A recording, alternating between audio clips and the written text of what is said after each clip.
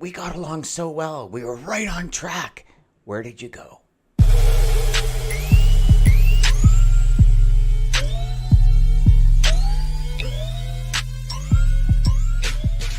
Today, we're going to talk about what happens when you get ghosted. Now, it's interesting because over the last week, I've been having more and more conversations, and I actually thought a lot of these conversations were going to come more midsummer kind of thing. But let me ask you if you've been through this scenario, right? You got numbers in line, you got the idea, you understand the value you're going to bring, you understand all of that. You're literally at the end of the line when it comes to closing the deal. And then all of a sudden, your prospect, soon to be customer, is gone. Just gone. And you wonder to yourself, where did they go? We got along so well. Things were happening. Things were going good. Things were making sense. What happened? So, in having conversations with a bunch of salespeople this week, and it's interesting how these things come in waves, right? So, I'm sure you can see, whether it be with your customers, online, with your colleagues, whatever, certain things start happening in a progressive way. And it's not always progressing in the way we want it to, but they seem to come in what I call waves, right? So it's like, I don't know what it is. It just seems like it happens like that. So what I wanted to do today was address what happens when people ghost, how to possibly think about it, but more importantly, how to come to a different perspective about it, right? So there's a couple of things when it comes to ghosting in particular, okay? One of the things that I've found over my career is when we are not very specific about timelines, we think we're getting ghosted, but we're actually not. And what I mean by that is something as simple as, side note, I guess, right now, this is why I created the "if I do this, will you do that" framework. Because what I found is if we ask the question, if I get you this piece of information, if I get you this rate, if I get you this credit app by this time, would you be able to fill it out by this time? Yes. Okay. Let's get another meeting, or let's schedule to talk if I don't see it here. Now, with that, you've established a timeline. So my philosophy has been, and if you have not yet adopted this philosophy, I suggest you adopt it. Meaning, every time you make contact with a prospect, now, I'm going to assume you know how to qualify, you know the understanding, you know the value prop you bring to the table, you know what you can realistically help them improve on. You're a professional salesperson, so you're at the point where things are progressing forward. There's a need on both sides, okay? This is where the "if I do that, do this, will you do that" comes into play. And this is only one strategy, which is why this whole show is not about that. But this eliminates ghosting. Now, does it eliminate the fact that a customer might not show up or might reschedule a meeting? No. Okay? It eliminates ghosting. And what I mean by ghosting is when you just don't know what's happening. It's as if your prospect has gone chasing Osama bin Laden somewhere and he's like gone zero dark 30 and you don't know what's happening, right? That's ghosting. So when you set up a timeline, now, whether you use that framework or you use your own framework, it's irrelevant. When you set up a timeline to have conversations, everything changes. Because just like if you had to reschedule a meeting, you would send an email and say, "Oh my gosh, I'm so sorry, something's come up, can we reschedule?" Right? When things are locked in, when they're in your calendar, we as individuals, our brain capacity works differently than when something's like, "I'll call you on Wednesday and see if you're around." Right? It's nothing scheduled. It's just one of these things where it's okay, well, I'll call you. Okay, well, if they get a hold of me, they get a hold of me. A week later, I've forgotten about you. It's just what it is. If it's not in the calendar, it doesn't get done. And especially in today's environment, because everybody's doing 3 times the workload that they would normally do in a third of the time. So these are important factors to understand. They're important factors to keep in your perspective so that you don't ruin a good thing. And I'm talking to you from experience today. I can't tell you how many times I never established a timeline. And then I assumed the deal should close in X amount of time. But what I assume does not matter. If I didn't ask the questions that needed to be asked, I have no idea what the reality of the timeline is. So I'm actually, for lack of a better term, I'm speculating the entire way, right? So things like, if I get you this credit app, and it's interesting because a lot of the people I spoke to this week, they said specifically on credit apps, like everything's established, all these things are in order, and it's just getting that credit app in, getting that credit app back, and starting to do business. So why not do yourself a favor and set that up right at the beginning? So before you send it, when it's okay, should we get an account set up? Yes, we should. Okay, great. So what I'll do is I'll send it off to you now. When do you think you're going to have it filled out by, so I can follow up if it's not filled out? Well, Dan, I got to get it to the accounting department. They're going to take probably a day or two. Okay, is there somebody in accounting I should maybe speak with? And so I'm not following up with you. I'm following up with them, because if I follow up with you, then I'm asking you. You have to stop what you're doing to ask them. It might cause issues, and I know you got a lot going on.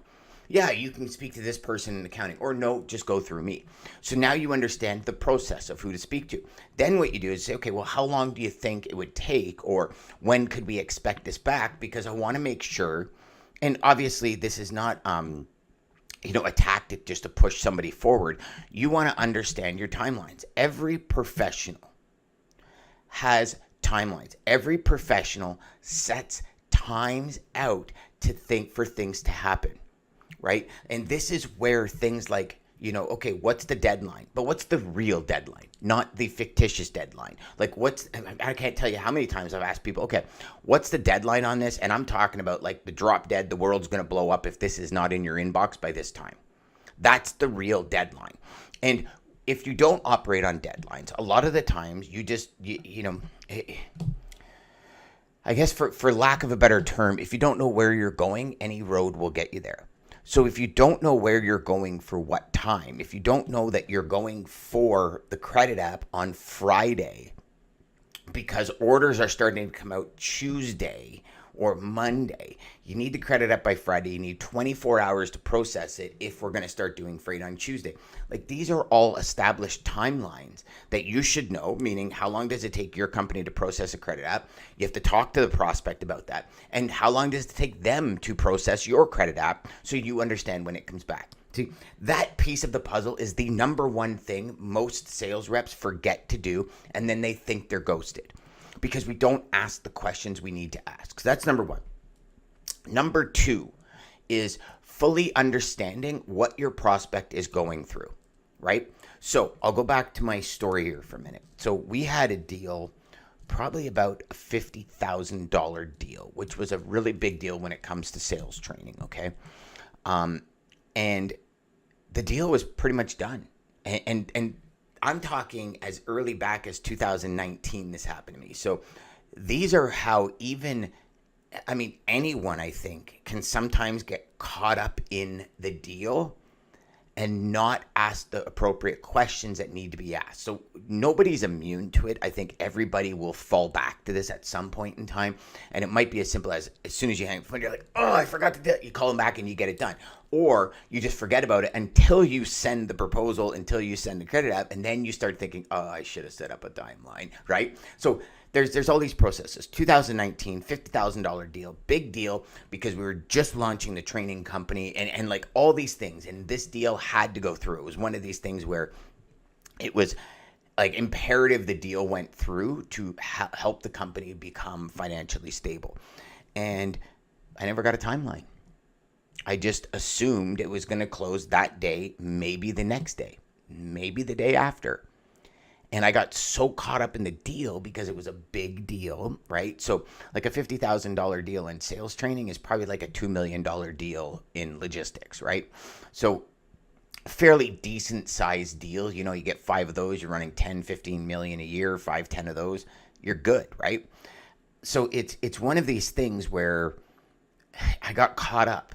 And I never realized it until I finally got a hold of the person. Now, to give you the timeline, from the time I thought the deal was going to close, it was about 2.5 weeks later. So for 2.5 weeks, and I'm doing everything you guys do. I'm running through the conversation. What did I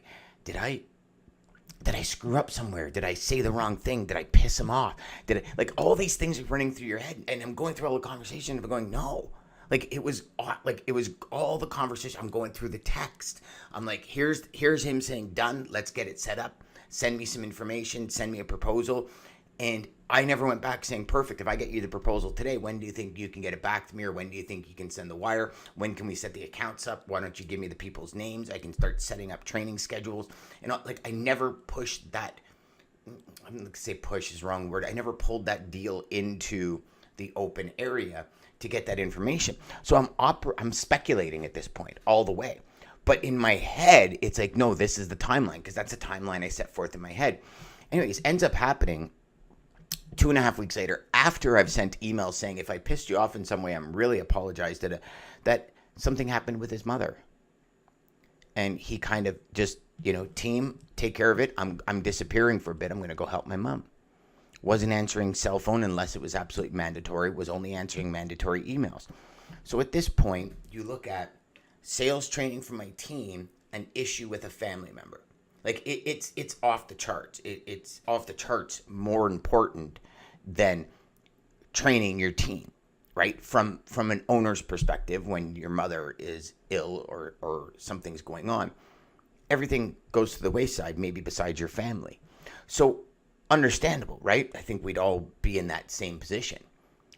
But because I didn't set up a timeline, and it's interesting because when he got back, the deal went through, everything was perfect.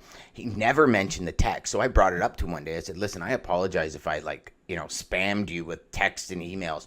I didn't understand what was going on. He says, you know what, Dan, I'm sorry too. Because when this came down, the first thing I did was look at my calendar. And when I looked at my calendar, I rearranged all my meetings that were in my calendar. But you see, what I didn't do, my friends, is I didn't establish that timeline and put it in his calendar. And so 1,000% on me, because I didn't do that very important piece of the puzzle. And it's interesting because I think a lot of the time, that's the piece of the puzzle that we miss as individuals.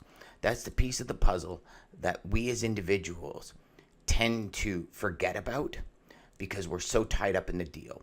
So I'm going to say, if you're getting ghosted, the next time around, understand, and it's not a complicated thing. It's just understanding, what's my timeline? Do we both agree on the timeline? So, and I'm talking right from day one, when you get connected with somebody, right? You're on the call. Okay, send me some information, send me some, give me a couple of reference letters, tell me what you're really good at. Okay, so if I get you an email out today by noon, when do you think you're going to have a look at it? Well, over the next day or two. Okay, so today, as we're sitting here, it's Thursday. So why don't I, and then Fridays, maybe he'll have a chance, give him 2 days. So then there's Labor Day. So it'd be Tuesday would be the next time. So what I would do today is I would set everything up for a call on Tuesday. So why don't I give you a call at, say, 10 a.m. on Tuesday? Does that work for you? Even if it's a 5-10 minute call. Can we do a 10-minute call on Tuesday? Yes, we can. I would send that prospect a 10-minute invite for a call on Tuesday so it's in the calendar. Then from that point forward, everything is scheduled and you go through, you just rinse and repeat. Okay, so I went through the proposal. I like it. Rates are a little off, so can we adjust the rates? You know what? Let me look at that. If I adjust the rates and get them back to you, say by today, end of business, would you have a chance to look at it, say by tomorrow at noon? Yeah, you get it to me by end of business day. I'll look at it first thing in the morning. Okay, another 10-minute call. Let's discuss that. Okay. And you do that. No, tomorrow's no good. Okay, let's make one for, Thursday now next week. No, Thursday's no good. Okay, Friday. Why don't you just give me a call? You know what, Mr. or Mrs. Prospect? And here's the kicker on this. I've found it way more productive. I've been able to make sure that we're always on the same page when we schedule it. Just like you, I'm busy, you're busy. I'd hate to miss you for 2 weeks and miss this opportunity because I think that we can really help you, right? So now you're building that rapport. But also what you're doing on a level above that is you're establishing the fact that you're busy, you're organized, and you want to get things done. You don't fly by the seat of your pants. That is a crucial piece and a crucial element for you, the logistics sales professional in this industry. It's crucial. So those are the two, really. Always establish timelines and always use the if I do this, will you do that scenario, right? Understand what they're going through. Like, how does it work for you? What happens right now if somebody calls in sick or somebody quits? Do you have to step in, or do you call in temps? No, I call in temps. Okay, so your job typically doesn't change when things happen. And these are all part, I think, of your investigation calls that you really should be doing to investigate the prospect and see if you work. These are things as a professional sales rep you should know about this prospect, right? So if you establish those two things, I think your ghosting rates are going to go down by 90-something%. And well, let's call it spade a spade. They're probably going to go down to 0% ghosting, meaning people just aren't showing up. Pretty close to zero anyways. If they don't show up, in my experience, by setting a calendar invite, by doing this, we even have the opportunity, say it's a phone call, 10 a.m. Something might have happened where they're not able to be in the office at 10 a.m. or not able to answer the phone at 10 a.m., right? Truck might have been late. It might be a rush order where they don't have time to contact you. But here's the thing, and just like you've had when you've missed something on your calendar and you went, oh my Lord, I can't believe I forgot that. You feel bad. It's just human nature. So what I've experienced is anytime I've been ghosted, what I would consider ghosted on a call that's been organized, within 30 minutes of hanging up, I've always sent an email saying, hey, I missed you this morning. I was on the call. You didn't show up. I waited about 10 minutes. I hope everything's okay. I look forward to speaking to you. I'll connect with you this afternoon.